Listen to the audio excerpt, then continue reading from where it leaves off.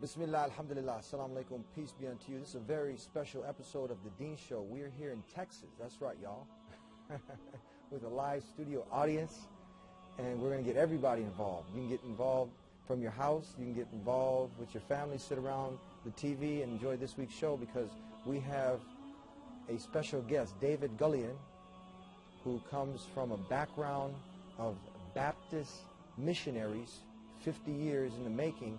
He accepted Islam, and he's here to tell us his story. Mr. David Gullion. Gullion. I'm going to start off with peace, as we do as Muslims. Assalamu alaikum. Alaikum assalam. Peace be with you. How are you, sir?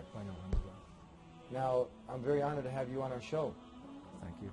Now, we get a lot of special guests like yourself, people, you know, we interview from all walks of life. You know, you seem like someone, you know, when you look at you, you know, somebody who's just an American, and people are looking like, man, is this the FBI or something?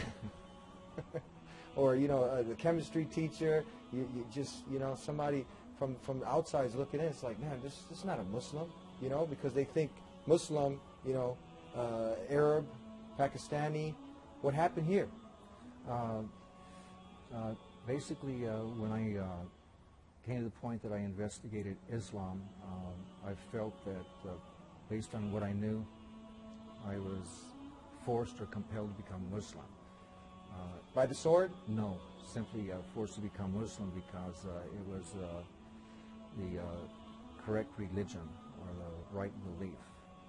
Okay, so tell us a little bit about your history. You heard me mention in the beginning that 50 years of Baptist missionaries? Yes, my parents, they're now deceased. They were Baptist missionaries in the Philippines for 50 years. My father was a soldier in the U.S. Army in World War II. And following the Second World War, he went back. Even as a young person, I came to realize that there was a difference between the Jesus of faith and what must have been the person of history. And it wasn't until I began investigating Islam that I began to make sense of who Jesus was. And doing this, investigating, say, using the Bible, I eventually became Muslim. Yes. What year was this at? This was in March of '96. 96. Right, and what happened was Dr. Alam invited me to talk to him in the Abu Bakr Mosque here in Houston, and I went, and I really wasn't that interested. In fact, the only question I asked during the whole time that he was there, that I was talking to him or that I was visiting with him, was I asked him, says, is Prophet Muhammad the prophet as you would find in, you know, the Bible? And he said, yes. Well, in my opinion, I didn't think that he was, but I was going to investigate, because now I had all that I needed to make an investigation. So I simply went home, got out my Old Testament, ran down the different proofs listed in the Old Testament as to what defines a prophet as they are defined in the Old Testament. Then I went out to make an investigation of Prophet Muhammad, and to my great surprise, he fit the criteria. Then I was interested. I had my attention. I got 2 translations of the Quran, and over a 2-week period, I read both of them. I read one translation and the other one, and I felt a strong compulsion, you know, to become a Muslim, but I did not want to become a Muslim. I said to myself, if I can find just one good reason not to become a Muslim, I will not become a Muslim. And so I spent 3 months trying to find some good reason not to become a Muslim. Based on what I know, I felt that I had to become a Muslim. And so that's why I'm a Muslim. You get sometimes people reacting in a way like, when you tell them you're Muslim, what kind of responses do you get? You say, come on, you're kidding me. So, no, quite often they might think that it's unusual. They think it's unusual? Yeah, to be a Muslim. Yeah. I just simply tell them that essentially what Islam teaches and what all the prophets taught was make God central to your life, and then you either show or you prove it by taking care of your fellow human being. And if you say, for instance, check out the Gospels in the New Testament, you'll see that essentially in wherever your different portions that you look, Jesus told people to love God, fear God, obey God. Add them all together, they mean they essentially add up to making God central to your life. And then you are to show or prove that this is so by taking care of your fellow creature. And Islam does the same thing. If you go to the mosque, listen to the imam and see if essentially what the message that he gives, Friday after Friday is, make God central to your life and take care of your fellow creature. Why do you think this is? Usually when we explain Islam, without even saying Islam, when we explain the tenets of Islam, that Islam calls you to worship none but the Creator, to set up no partners with Him, only, like you said, make that the central key point in all your worship, only God, and to believe in all the messengers of God, and the day of judgment, accountability, and to establish a good character in your life, to do good. People are like, they can relate to this, but as soon as you put Islam in front of it, there's a problem. Why do you think this is? It's simply because they would associate the word Islam with something being different or foreign. But in effect, the word simply ultimately means submission to God, which is what Christianity and, say, Judaism teach, is that you should submit to God. Tell us, what would you do? How would your response be? We've seen some in the media, you're coming out of a mosque or a masjid or an event, and, a family gathering, and then outside of the mosque, you had someone holding a sign saying, go back home.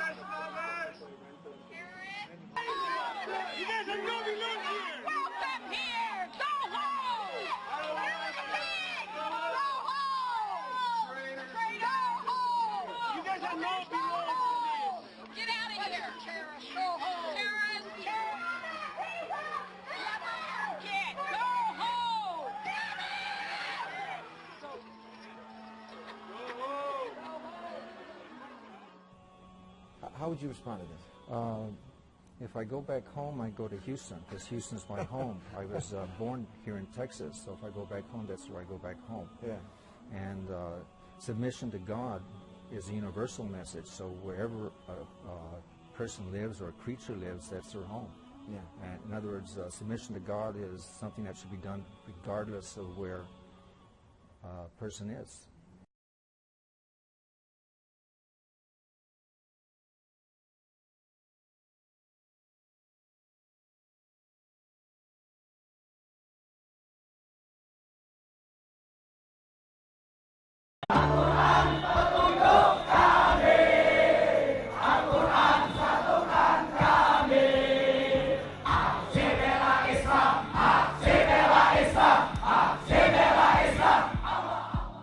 Lahir sebagai gerakan kebangkitan umat Islam, Koperasi Syariah 212 adalah perwujudan spirit 212 yang menggugah Indonesia dan sampai menjadi pembicaraan dunia.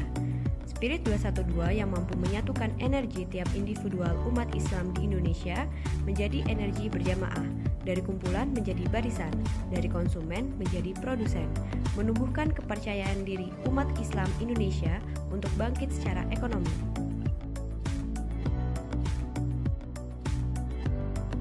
Koperasi Syariah 212 adalah koperasi primer nasional yang didirikan berdasarkan Akte Notaris Surjadi SHMKN MM pada 10 Januari 2017.